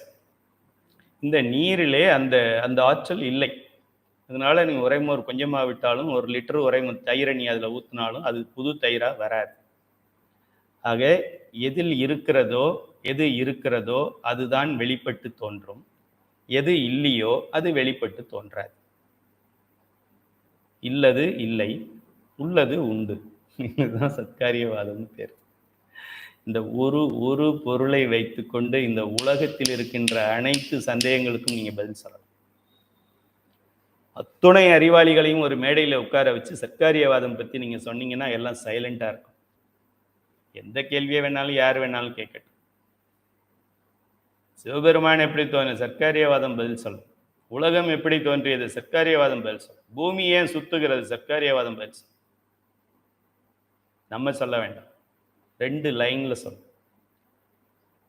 இல்லது தோன்றாது, உள்ளது அழியாது. இதுதான் நம்மளுடைய வாதம். மனப்பாடம் பண்ணிக்கங்க. பாலில் தயிர் நுட்பமாக சூக்குமமாக. இப்போ நம்ம பகுத்தறிவாளன் கேட்போம், அப்போ பாலில் எனக்கு தயிரை காமி. பாலில் தயிரை காமிக்க முடியாது. பாலுக்குள்ள தயிர் இருக்கு. உரமோர் விட்டா தெரியும். காலையில் வந்துப்பார். இல்லை காலையிலலாம் பார்க்க முடியாது. நீங்க இருக்குன்னு சொன்னா எனக்கு இப்பவே காமி. அடைச்சி இப்பவே எப்படி காமிக்கிறது? சில காலம் பொறுத்து தான் பார்க்க முடியும். எவனாவது பகுத்தறிவாளன்னு சொன்னாக்க விடாதீங்க, பிடிச்சி உட்கார வச்சு அவனுடைய பகுத்தறிவை சோதனை பண்ணு. உங்களால் முடியலைன்னா எனக்கு ஃபோன் பண்ணுங்க. இறைவன் என்று இருந்தானோ அன்றே உயிர்களாகிய நாமும் இருந்தோம். இறைவனுக்கும் நமக்கும் ஒரே வயது. கால அடிப்படையில் பார்த்தால் அவருக்கு என்ன வயதோ ஆகமத்தில் சொல்லப்பட்டிருக்கிறது, அவருக்கு வயது கோடோ கோடி என்று சொல்லப்பட்டு அடைச்சு நமக்கும் வயது கோடோ கோடி தான். அவர் என்று இருந்தாரோ அன்றே இந்த கைலை துரைசாமியின் உயிரும் இருந்தது, கேட்டுக்கொண்டிருக்கின்ற உங்கள் அனைவரின் உயிரும் இருக்கின்றது, நம் வீட்டில் இருக்கின்ற காக்ரோச்சின் உயிரும் அன்று இருந்தது. ஒரு புது பிரச்சனையை நான் கிளப்புறேன் உங்களுக்கு. ஆக என்னை யார் படைத்தார் அப்படின்னு கேட்டா, என்னை மீன்ஸ் என்னைக்குள்ள ஒரு உயிர் இருக்கு, அந்த உயிரை சிவபெருமான் படைக்கவில்லை. இது ஒரு புது தத்துவம், உண்மை தத்துவம். எப்படி சொல்றீங்க? பசு என்பது அனாதி. பதி பசு பாசம் என பகர் மூன்றில் பதியினை போல் பசுவும் பாசமும் அனாதி. திருமூலர் சொல்லியிருக்கார். மெய்கண்டார் பிறந்தது 13ஆம் நூற்றாண்டு. திருமூலருடைய காலம் கிமு 3000 கூட இருக்கலாம். வருடத்திற்கு ஒரு பாடலா 3000 பாடல் எழுதியிருக்காரு. அப்போ அவர் எப்போ எழுதி வச்சாருன்னு தெரியல. திருஞான சம்பந்தர் திருவாவடுதுறை போயிருக்கும் போது தோண்டுங்கன்னு சொல்லி திருமந்திரத்தை வெளியில எடுக்கிறார். அது எப்போ வைக்கப்பட்டது? அதெல்லாம் இயேசு கிறிஸ்து இல்லை, அதுக்கு மேல அதுக்கு முன்னாடி உள்ளவங்கெல்லாம் காலத்துல அவர் எழுதியிருக்கிறார். பதி பசு பாசம் என இந்த மூன்றில் பதியினை போலவே பசுவும் பாசமும் அனாதி. எப்படி கண்டுபிடிச்சாரு? ராக்கெட் விட்டு கண்டுபிடிச்சாரா?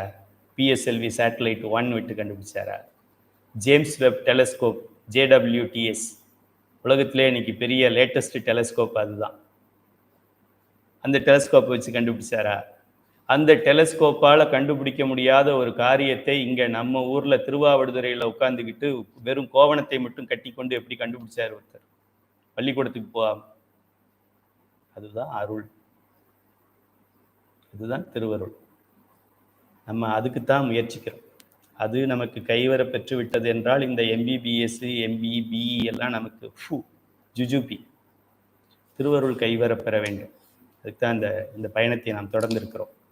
இறைவன் என்று இருந்தானோ அன்றே உயிர்களாகிய நாமும் இருந்தோம். அப்போ அப்படியா?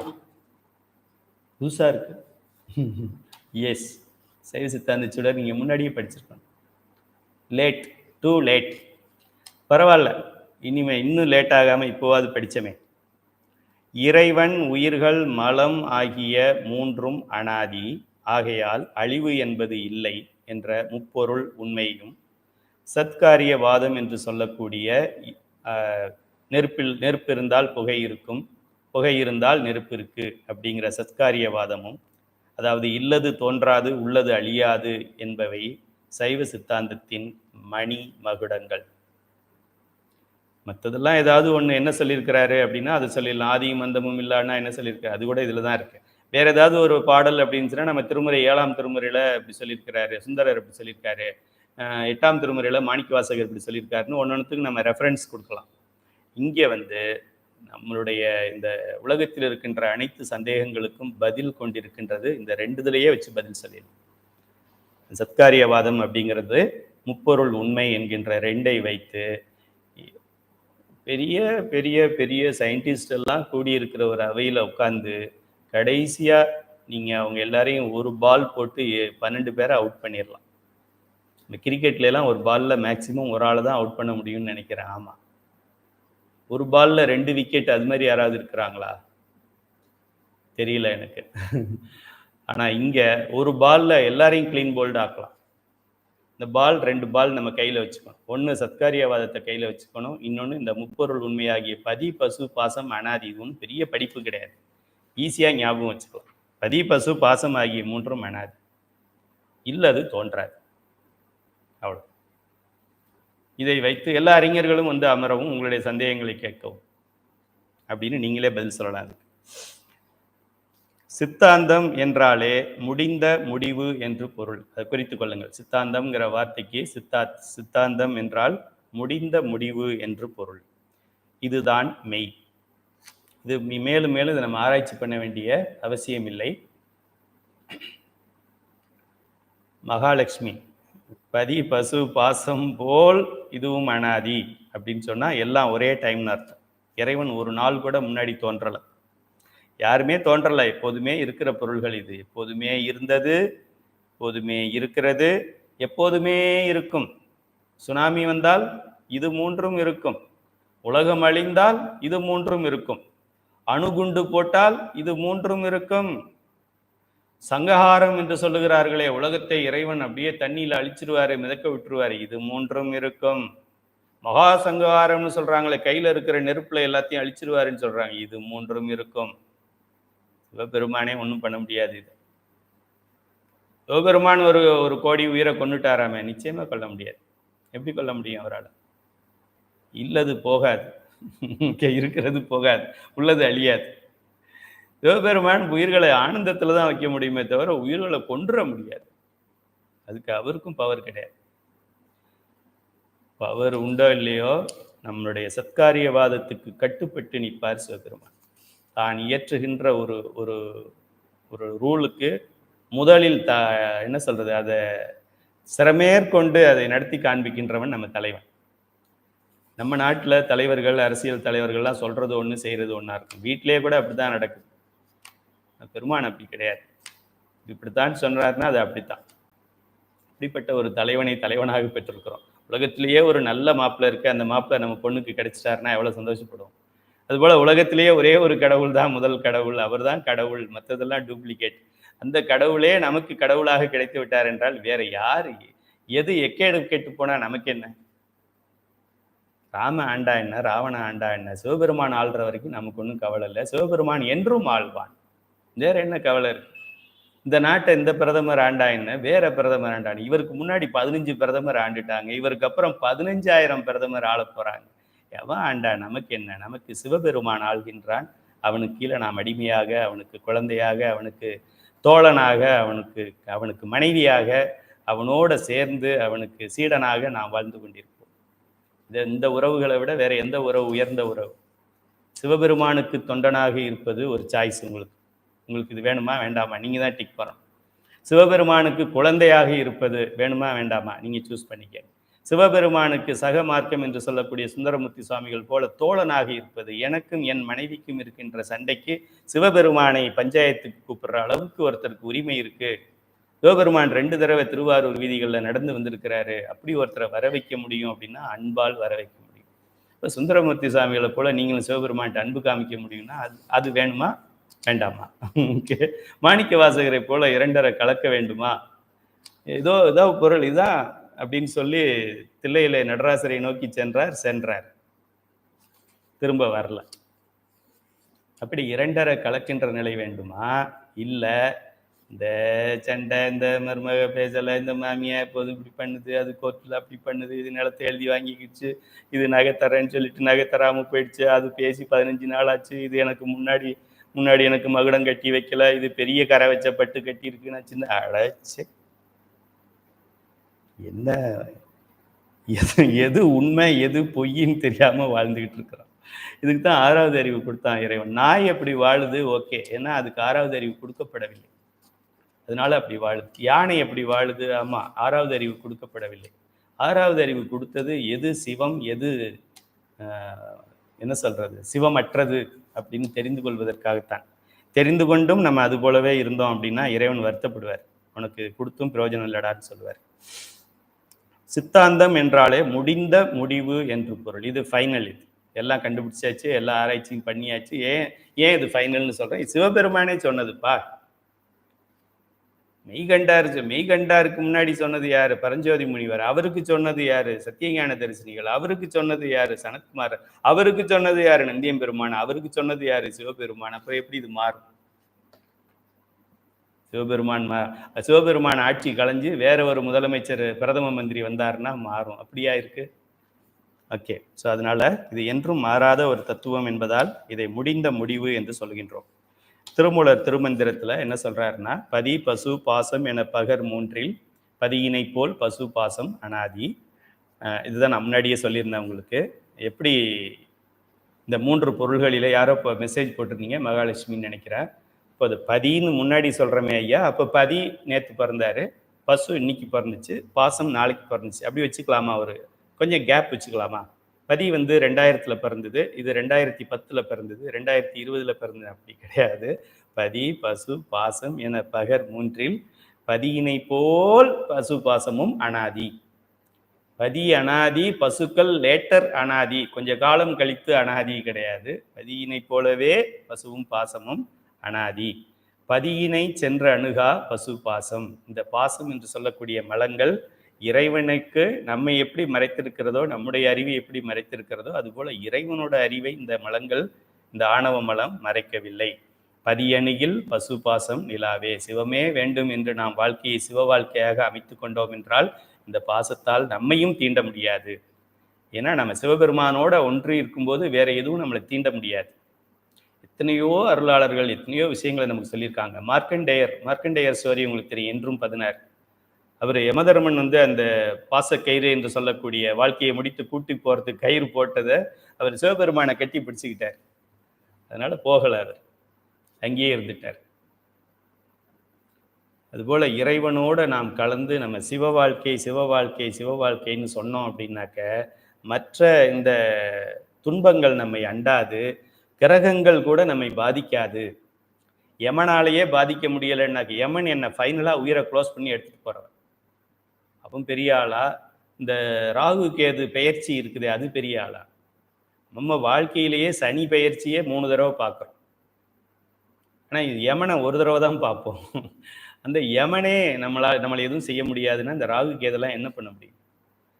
நாம் சிவ வாழ்க்கை வாழ்ந்தால், நாம் நமச்சிவாய சொன்னால், நாம் திருநீறு அணிந்தால், நாம் உருத்ராக்கம் அணிந்தால், நாம் திருமுறைகளை பாடினால், நாம் சைவ சித்தாந்த சுடர் படித்தால், வேயுரு தோழி பங்கன் விடமுண்ட கண்டன் மிக நல்ல வீணை தடவி மாசரு திங்கள் கங்கை முடிமேல் அணிந்து என் உளமே புகுந்த அதனால் இறைவனை உள்ளத்திலே வைத்தால் ஞாயிறு திங்கள் செவ்வாய் புதன் வியாழன் வெள்ளி சனி பாம்பு 2, அதாவது ராகு ஒரு பாம்பு அரைப்பாம்பு, கேது ஒரு அரைப்பாம்பு.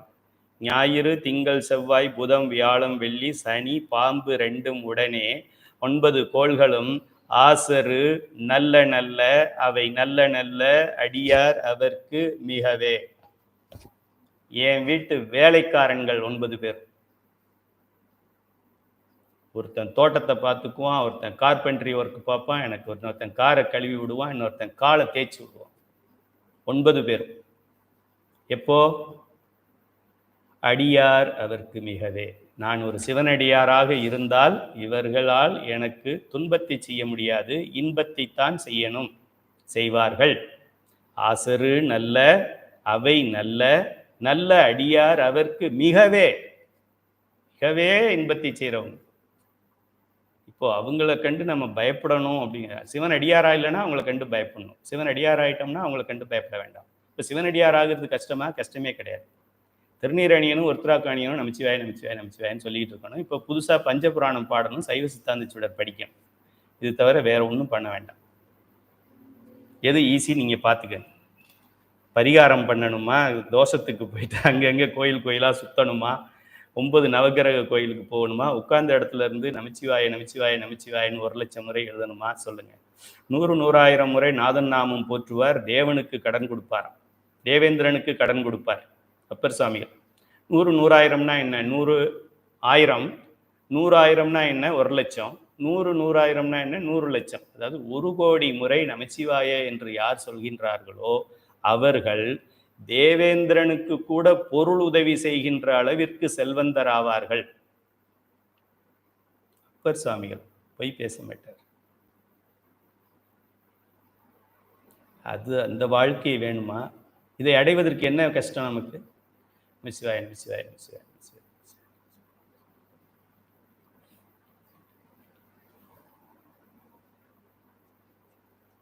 காய் கட் பண்ணிட்டு இருக்கும்போது நமச்சிவாய, சாதம் அடிக்கும்போது நமச்சிவாய, துணி துவைக்கும்போது நமச்சிவாய, பஸ்ஸில் போகும்போது நமச்சிவாய, வண்டி ஓட்டும்போது நமச்சிவாய. ஒருவேளை நம்ம ஆக்சிடெண்ட்டில் போயிட்டா கூட கடைசியாக சொன்ன வார்த்தை நமச்சிவாய வார்த்தை. நேராக நம்ம உயிரை எங்கே நிற்கும்? பேயா சுத்துமா இல்லை பெருமானுடைய மடியில் போய் நிற்குமா? கடைசியா நீ என்ன சொன்ன? நமச்சிவாய சொன்ன. உன் பிறவி அப்படியே இருக்கட்டும் அப்படிதான் சிவபெருமான் சொல்லுவார். நீயே நமச்சிவாயம் ஆகிவிடு அப்படிதான் சொல்லுவார். அதனால ரோட்டில் போகும்போது அவசியம் இப்போ இருக்கிற டிராஃபிக்கில் நமச்சிவாய சொன்னால் மட்டும்தான் நம்ம தப்பிக்கலாம். ஆக 100,000 முறை நாதன் நாமம் சொல்லலாம், அல்லது வெறும் 100,000 முறை நம்ம நாதன் நாமத்தை எழுதலாம். இது ரெண்டையும் யார் செய்கின்றீர்களோ கையில் அறக்கட்டளைக்கு நம்ம ஆசிரியர்கள்ட்ட தெரிவிங்க. நம்மளுடைய ஆசிரியை சௌந்தர்யராணி வேதநாயகியமாக இருப்பாங்க. அவங்க 2 பேரும் உங்களுக்கு என்ன ஒரு சிறப்பு செய்யணுமோ அவங்க செய்வாங்க. நம்மளுடைய சைவ சித்தாந்தம் என்பது தர்க்க ரீதியானது, லாஜிக் பேஸ்ட். சும்மா மடத்தனமாக எதையும் சொல்லலை, கேள்வியை கேளு நான் பதில் சொல்கிறேன் அப்படிங்கிறது லாஜிக் பேஸ்ட். அறிவியல் பூர்வமானது, சயின்டிஃபிக்காக எக்ஸ்பிளைன் பண்ண முடியும். வரலாற்று தொன்மையுடையது, ஹிஸ்டாரிக்கல். இதுக்கு முன்னால சமயமே இல்லை. நீங்கள் சொல்லுங்கள் ஒரு சமயத்தை, அது எப்போ தோன்றுச்சுன்னு நான் சொல்கிறேன். இந்த புத்தகத்தில் கடைசியாக கொடுத்துருக்குறோம், இது எல்லாரும் படிங்க, எல்லாருக்கும் சொல்லுங்கள். அதை கடைசி பக்கத்தில் இது கொடுக்கப்பட்டிருக்கு. ஒரு சமயமும் எப்போ தோன்றியது அப்படின்னு சொல்லி. சமீபத்தில் தோன்றிய சமயம் வந்து சீக்கிய சமயம். சீக்கியர்கள் இருக்காங்க இல்லையா, அவங்க 1489 1500, இப்போ 2000 இருக்கோம்ல, 500 ஆண்டுகளுக்கு முன்னாடி தோன்றியது. அதுக்கு முன்னாடி இஸ்லாம் வந்து கிபி 570, அதாவது 1400 ஆண்டுகளுக்கு முன்னாடி தோன்றியது. 1400 தானே, 600, 1000, 2000, ஓகே, 1400 ஆண்டுகளுக்கு முன்னாடி. கிறிஸ்தவம் எப்போ, கிறிஸ்டியானிட்டி எப்போ தோன்றியது? கிமு கிபி நமக்கு தெரியும், 2000 வருஷத்துக்கு முன்னாடி தோன்றியது. அதுக்கு முன்னால் என்ன இருந்திருக்கு? கிமு 551 கன்ஃபியூசியஸ் அப்படிங்கிற ஒரு சமயம், அதாவது 2550 ஆண்டுகளுக்கு முன்னாடி கன்ஃபியூசியஸ் மதம்னு ஒன்று தோன்றி இருக்கிறது. அந்த பீரியடில், அந்த 2500 ஆண்டுக்கு முன்னாடி பௌத்த மதம் இருந்திருக்கிறது. அதே 2600 ஆண்டுகளுக்கு முன்னாடி சமண சமயம் இருந்திருக்கிறது. அதுக்கு முன்னாடி 2700 ஆண்டுகளுக்கு முன்னாடி சிந்தோ சமயம் இருக்கிறது. அதுக்கு முன்னாடி 3200 ஆண்டுகளுக்கு முன்னால், இப்பத்துலேருந்து 3000, கிரைஸ்ட் வரைக்கும் ஒரு 2000, அதுக்கு முன்னால் ஒரு கிமுல ஒரு 1200, 3200 ஆண்டுகளுக்கு முன்னாடி யூத மதம் இருந்திருக்குது. இதுக்கு முன்னாடி வேற ஏதாவது மதம் இருந்தால் சொல்லுங்க, வேற ஏதாவது சமயம் இருந்தால் சொல்லுங்க, இன்டர்நேஷனல் ரிசர்ச் சென்டரில் காமிங்க. சைவ சமயம்ங்கிறத தவிர வேற வார்த்தையே வெளியில வராது. யாரு யாரு யாரு யாரு மெயின் பில்லர், எது சைடு பில்லர், எது கோர், எது அக்சசரி, அதை தெரிஞ்சுக்கணும். நடைமுறைக்கு எளியது நமச்சிவாய நமச்சிவாய நமச்சிவாய நமச்சிவாய சொல்லிக்கிட்டு எழுதிக்கிட்டு வேற என்ன பண்ண சொல்றோம்? தலைகீழாக நிற்க சொல்கிறோமா? 15 நாள் விரதம் இருக்க சொல்கிறோமா? நாக்கில் அழகு குத்திக்க சொல்கிறோமா? இங்கேருந்து இங்கே அழகு குத்திக்க சொல்கிறோமா? எண்ணெய் சட்டியை கையில் தூக்கிக்கிட்டு வெயிலில் பிறண்டு போக சொல்கிறோமா? நமச்சிவாய நமச்சிவாய நமச்சிவாய நமச்சிவாய நமச்சிவாய நமச்சிவாய நமச்சிவாய. இது நான் அடுத்த வகுப்பில் நான் சொல்கிறேன். வாக்கு, அதுக்கு ஒரு 4 ஸ்டேஜ் இருக்குது. இந்த வார்த்தை வெளியில் வர்றதுக்கு 4 ஸ்டேஜ் இருக்குது. அது சுக்குமை, பைசந்தி, சுக்குமை, பைசந்தி, மத்திமை, வைகரி. சீக்வன்ஸ் மறந்துட்டேன். இந்த 4ல் இங்கே சொன்னாக்க வார்த்தையாக சத்தமாக வெளியில் சொன்னோன்னா 1 மடங்கு பலன். அதை கொஞ்சம் மெதுவாக யாருக்கும் கேட்காம சொன்னோம் அப்படின்னாக்க 100 மடங்கு, 108 மடங்கு பலன். அதுக்கு உள்ளேயே வார்த்தையும் வராமல் சத்தமும் வராமல் மனசுக்குள்ளே நம்ம நினச்சிக்கிறோம். சத்தமும் வராது, வாயும் அசையாது. அதுக்கு 1008 மடங்கு பலன். 108 × 108 10,016 முறை பலன். அதுக்கு கீழே நம்ம அந்த நமசிவாயமாகவே நம்மளை நினச்சி உட்கார்ந்துருந்தோம் அப்படின்னாக்க அது 108 × 108 × 108 × 108 அவ்வளோ முறை பலனை தரும். ஒரு நமச்சிவாயத்தை நம்ம அப்படி சொன்னோன்னா இவ்வளோ பலன் வரும். ஆக இது ரொம்ப எளிமையானது. திருநீர் வைப்பது மிகவும் எளிமை, உருத்திராக்கம் அணிவது மிகவும் எளிமை, நமச்சிவாயம் சொல்லுவது மிகவும் எளிமை, பஞ்சபுராணம் பாடுவது அதை விட எளிமை, சைவ சித்தாந்த சுடர் படிப்பது அதை விட எளிமை. இது உலகளாவியது, யூனிவர்சல். தென்னாடுடைய சிவனையை போற்றி என்று சொன்னாலும் எந்நாட்டவர்க்கும் இறைவன் போற்றி அப்படின்னு சொல்கிறோம். முற்போக்கு சிந்தனை உடையது, ப்ரோக்ரெசிவ் தாட்ஸ், எல்லா உயிர்களையும் அக்காமடேட் பண்ணுறது, எல்லோருக்கும் முத்தி உண்டு என்று சொல்கின்ற ஒரே சமயம் நம் சமயம். எல்லோருக்கும் முத்தி உண்டு. யாருக்கு முன்னாடி யாருக்கு பின்னாடி அப்படிங்கிறது தான் கணக்கு. இன்னும் கஷ்டப்பட்டு, இன்னும் உழன்று, இன்னும் அடி வாங்கி, இன்னும் வாங்கி, இன்னும் தூக்க மாத்திரை சாப்பிட்டு, இன்னும் ஹாஸ்பிட்டலில் அட்மிட் ஆகி அப்படி வேணுமா? இப்போவே நமச்சிவாய நமச்சிவாயன்னு 1,00,000 முறை எழுதியும் 1 கோடி முறை சொல்லியும் இப்போவே வாங்கிக்கலாமா அப்படிங்கிறது உங்களுடைய சாய்ஸ். இப்படி இன்னும் பல சிறப்புகளை உடையது நம் சமயம். நாமக்கல் கவிஞர் ராமலிங்கம் பிள்ளை தமிழன் என்று சொல்லடா தலை நிமிர்ந்து நில்லடா அப்படின்னு தமிழின் பெருமையை, தமிழனின் பெருமையை பறைசாற்றுகின்ற ஒரு பாடல் அவர் எழுதியிருக்கிறாரு. தமிழன் என்று சொல்லடா தலை நிமிர்ந்து நில்லடா, உலக அரங்கிலே தமிழன் என்றால் அவ்வளவு, தமிழ்நாட்டைச் சேர்ந்தவன் என்றால் அவ்வளவு ஒரு ஒரு கௌரவம்.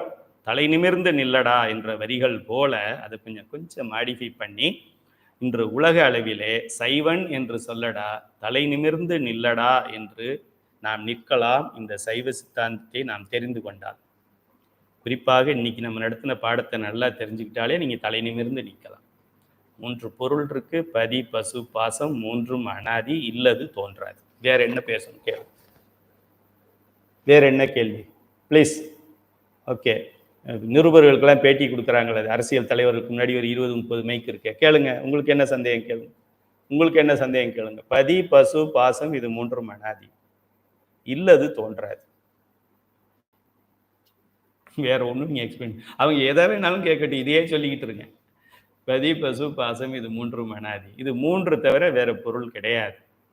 இந்த 4வது பொருளை பத்தி நீங்க என்ன நினைக்கிறீங்க? இல்லைங்க, 3 பொருள் தான் உண்டு. இல்லை, இவர் 2 பொருள் இருக்குன்னு சொல்றாரு. இல்லைங்க, 3 பொருள் தான் உண்டு. இது எப்போ தோன்றியது? இது அனாதி. இப்போ இறைவன் ஒரு புதுசா இன்னொரு 1000 உயிரை படைக்க முடியுமா? முடியாது. ஏன்? இல்லது தோன்றாதுன்னு அவர் தான் சொல்லியிருக்கிறார். உடலை மாற்றி கொடுக்கலாம். நீ மனித உடலை எடுத்துட்டு நாய் உடல் கொடுக்கலாம், கழுதை உடல் கொடுக்கலாம்.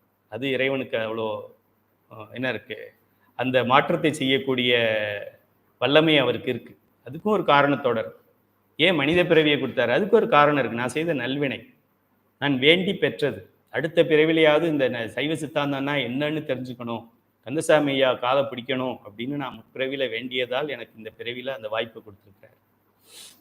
ஆக சைவன் என்று சொல்லடா, தலை நிமிர்ந்து நில்லடா அப்படின்னு இந்த வழகை படித்த உடனேயே உங்களுக்குள்ள ஒரு வீரம் வரும் அப்படின்னு சொல்லி. சைவத்தின் மேல் சமயம் வேறு இல்லை, சைவத்தின் மேல் சமயம் வேறு இல்லை. எப்படி சொல்றோம்? சயின்டிஃபிக்கா சொல்றோம். சயின்டிஃபிக்கா சொல்றோம். தப்புன்னு சொல்லுங்க, வேற கணக்கை நீங்க எடுத்து காமிங்க. சைவத்தின் மேல் சமயம் வேறு இல்லை. அந்த கன்ஃபியூசியஸ், சாரி, யூதர் தானே நம்ம கடைசியா பார்த்தோம். யூத மதம் கிமு 1200, தட் மீன்ஸ் 3200 ஆண்டுகளுக்கு முன்னாடி. 3200 ஆண்டுகளுக்கு முன்னாடி திருமந்திரோடைய திருமந்திரமே இருந்தது நமக்கு. உங்க மதம் தொடங்குறதுக்கு முன்னாடி எங்க மத நூலே இருக்கு. தொல்காப்பியர் இருக்காரு, தமிழ் இருக்கு, தமிழ்ச்சங்கம் இருக்கு, தமிழ்ச்சங்கத்தின் தலைவனாகிய சிவபெருமான் இருக்கான், முதல் தமிழ்ச்சங்கத்தின் தலைவன். ஏன் நம்ம பிச்சைக்கார மாதிரி அங்கங்க கையேந்திட்டு நிற்கிறோம்? நம் தலைவன், நம் மொழி, நம் சமயம், நம் சித்தாந்தம், இதை விட வேற என்ன வேணும் நமக்கு? ஒரு படை வீரனுக்கு அவனுக்கு வேண்டிய ஆயுதங்கள் எல்லாம் கொடுத்து போருக்கு போடானா தைரியமா போவான். சும்மா ஒரு பென்சிலை கொடுத்து நீ பாகிஸ்தானில் போய் பாம்பு போட்டுட்டு வான்னா அவன் என்ன பண்ணுவான்? பயந்து ஒடுங்கி போயிடுவான். உங்களுக்கு எல்லா ஆயுதங்களும் கொடுக்கப்பட்டிருக்கிறது. எந்த சபையிலும் எக்காரணம் கொண்டும் தலை குனிய வேண்டாம், நிமிர்ந்து நில்லுங்கள், வாதத்திற்கு கூப்பிடுங்க, சர்க்காரியவாதத்தை பற்றி எக்ஸ்பிளைன் பண்ணுங்க. சைவத்தின் மேல் சமயம் வேறு இல்லை, அதிர்சார் சிவமாம் தெய்வத்தின் மேல் தெய்வம் இல்லை. இது ரெண்டுலையும் நமக்கு சந்தேகம் வரக்கூடாது. இப்படியாக எந்த ஒரு சமயத்திலும் இல்லாத அளவுக்கு இந்த முப்பொருள் உண்மையை எடுத்து சொல்வது சைவ சமயம். ஆக இந்த பாடத்திலே நாம் 2 ஹோம்ஒர்க் கொடுத்திருக்கிறோம் உங்களுக்கு. ஒன்று, 100,000 முறை